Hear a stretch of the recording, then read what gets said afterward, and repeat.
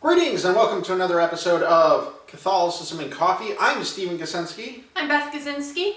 We get together and talk about Catholicism, all things Catholic, the Triduum, various feast days, other stuff like that, and enjoy some great brews. Today we're going to be talking about what I mentioned earlier, the Triduum. Yeah, but before we do, we should mention our cool new mugs we're using. Yes, they are in our Zazzle shop. More on that later. Yes.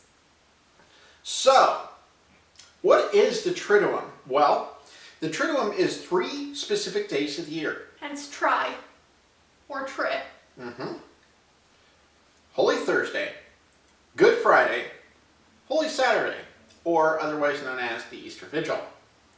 Now, some people would include the actual Easter day in there, but that does not make it a Triduum. It makes it a Quadruum, or something like that. Latin sounding cooler than I said it. And that's okay. So, we have those 3 days. Well, why don't we break down those 3 days? Okay. So, first, like you said, it's the 3 days, and they're leading up to Easter, hence why Easter is not included, because as the Catechism calls it, it is the Feast of Feasts, the Solemnity of Solemnities. Yeah, that's a good way to put it. So we begin this Triduum with Holy Thursday, and for those of you who've been Catholic or Christian for a while, this is the day where Jesus celebrated his Last Supper, and we know a few things happened there. He, for one, instituted the Eucharist.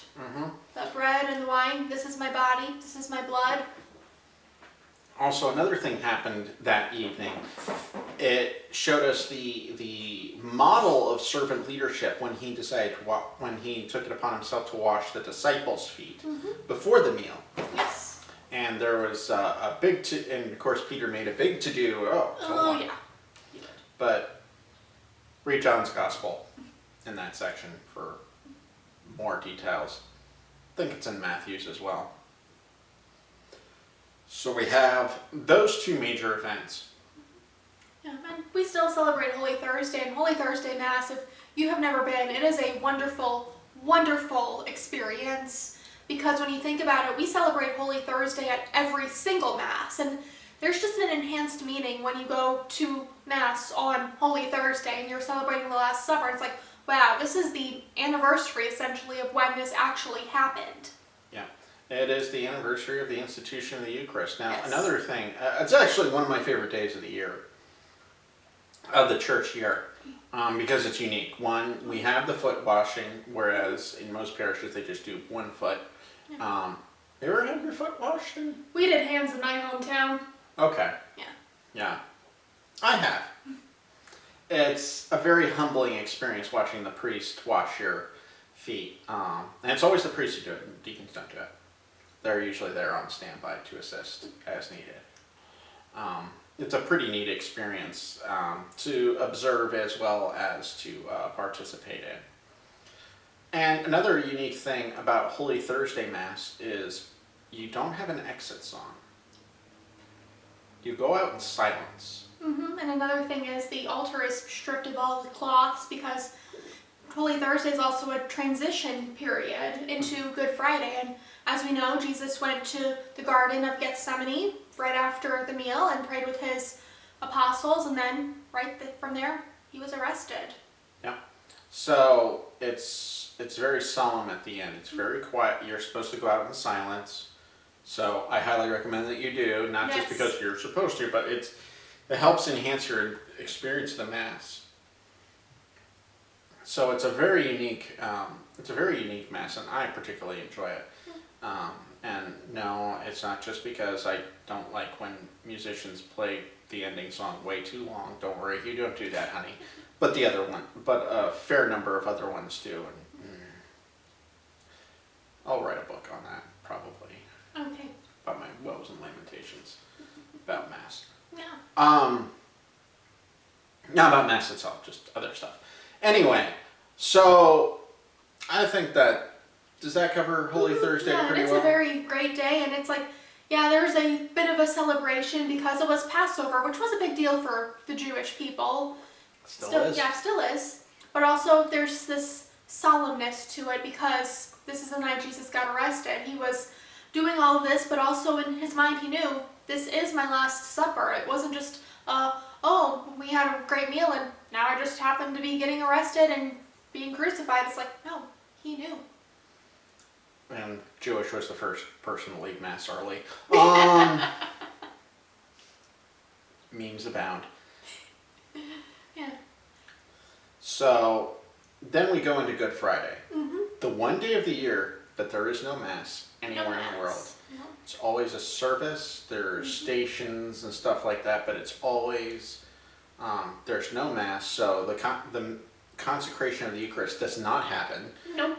So whenever you're going to Good Friday service, they're actually using hosts from the previous night, Holy Thursday's Mass, because they usually tend to go a little over, so that way they have some left over for Good Friday service.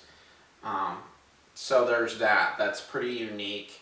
And of course, the veneration of the cross. Yes. And Jesus dying, so we're remembering that. I mean, we already experienced that throughout Mass, but it's particularly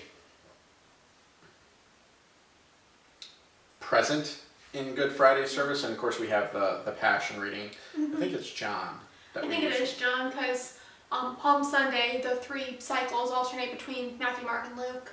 Yeah, whereas John is on Good Friday, and even if you're just listening to it, especially if you have really good readers, it's brutal. Yeah, and I think the way that Good Friday services, if you do veneration of the cross, begins is very interesting, because it begins in silence and you see the priests and the deacons lying before the altar. They're not just bowing and then going to their seats. No, they lay prostrate. Yes. My dad, who is a deacon, if any of you don't know, my father is a deacon in another diocese, and he always worries if he's going to be able to get back up after laying prostrate. And a few priests I know who are older, they're like, I don't know if I can get back up after that. So there's that concern. Yeah. Altar servers, be ready. That's my recommendation. But no. Also, very solemn entrance, which is very appropriate considering Holy Thursday ends solemnly and Good Friday begins very solemnly. And of course, the veneration of the cross, and there's the whole bringing in the cross and unclothing it, so to speak, is very powerful. Oh, yeah. Especially if it's done well. I mean, it's usually powerful, but if it's done really well, Goosebumps. gets chills. Yeah. Yeah. And another interesting thing about Good Friday is if your parish does perpetual adoration, the Eucharist is put away during that time. Can't remember the proper word right now. Yeah. Yeah. But yeah, it's stowed away, so. Yeah. Yeah, the tabernacle is open. Because we're remembering Jesus, the anniversary, basically, of his death. Mm-hmm. And he was in the tomb. Yeah, so he's removed. Yeah. It's pretty. It's a brutal day. It is a brutal day. Yeah, and then if there are parishes who do the Eucharistic adoration Holy Thursday evening, midnight, you gotta repose. Yes. Repose. Yay. Well done. Repose. Yeah, repose Yes. the Eucharist. So, ready to hop on to Holy Saturday? I think so. Okay, so Holy Saturday, aka the Easter Vigil. Now, it's recounted in the Gospels that the women go to the tomb early after Jesus is sealed there. Yeah, but that was early Sunday morning. Yeah, early Sunday morning. So we have those Gospels. And then there's the Easter Vigil, which is the biggest celebration of the church year. Mm-hmm. Yeah, and the Gospels don't really say a lot about Holy Saturday, but we do know this was the Passover day for the Jews, and we see, they have to take the bodies off the crosses, Jesus and the 2 thieves, and put them in the tombs, and Jesus couldn't get a proper burial because they had to prepare for the Sabbath. Yeah. So, interesting, do you mind if we go into the actual Easter Vigil Mass? Sure. There are tons of readings. Now, not all parishes do all 9 readings, but in the sacramentary, there are 9 readings going throughout salvation history, with the creation story in Genesis all the way to the Gospel and they have the epistles, and they go through a lot of it through Old Testament prophets, kind of setting up the salvation history along the way. The Israelites leaving Egypt in Exodus. It's an epic. It's a long mass, but it's worth it. Oh yeah. And the cool thing is, it also starts with the Easter candle for the new year. Yes. The priests usually light it, and they put the points in there representing Christ's wounds. The Alpha and the Omega. Mm-hmm. And also we have the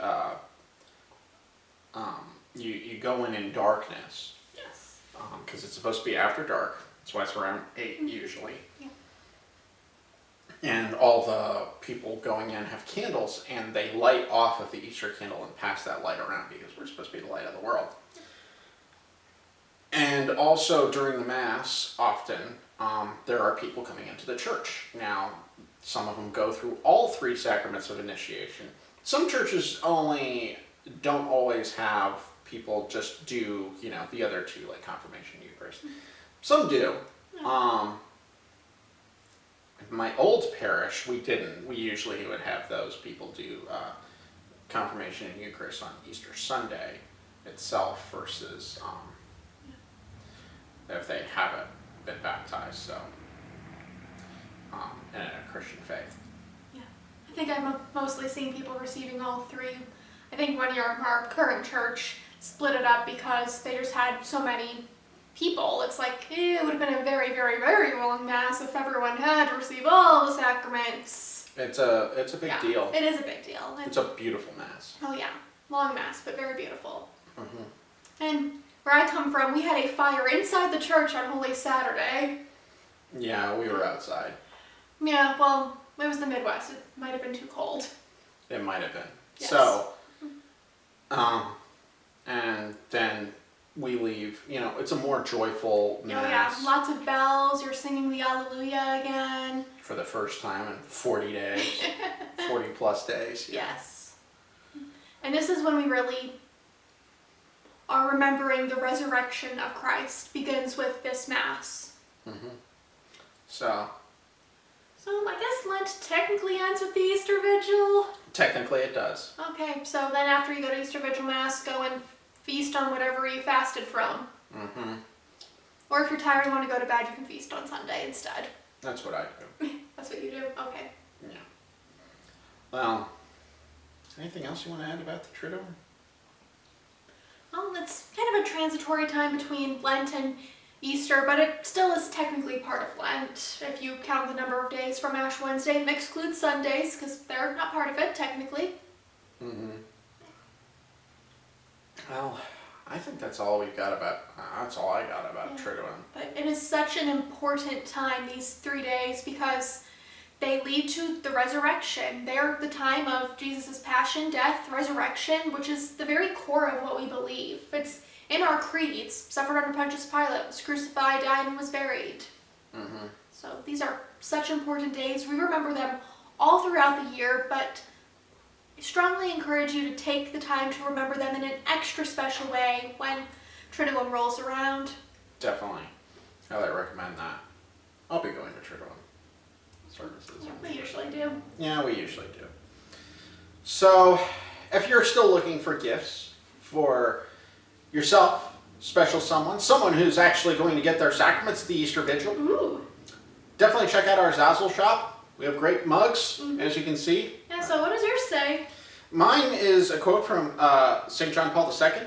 If you want peace, work for justice. If you want justice, defend life. If you want life, embrace truth. And you have a Mother Angelica quote. If it wasn't for people, we could all be holy. Ain't that the truth? And of course, we have Catholicism and coffee swag and some other stuff on there. And a lot of these quotes I think you can also get on a t-shirt if you'd rather have a t-shirt if you don't drink coffee. Yeah. So there's plenty of stuff there. But if you're not able to find something quite to your liking, go ahead and check out our friends at Sock Religious. They have all kinds of cool stuff. They dropped some new Easter stuff. Oh, they have so much Easter stuff. They're pretty rad. Yeah, and I think we have some like t-shirts and things that are specifically for RCIA. Yeah, so definitely... Are the people who get confirmed at Easter Vigil, in case you didn't know. Yes, Rite of Christian Initiation for adults. We'll do an episode on that at some point. So definitely check them out. I'll have links for both in the description of this video. You have to click more info. So continue to like, comment, and subscribe to our channel. Thank you very much. Please subscribe. And also for all of you who've been making our Facebook page grow, thank you very much. It's very humbling.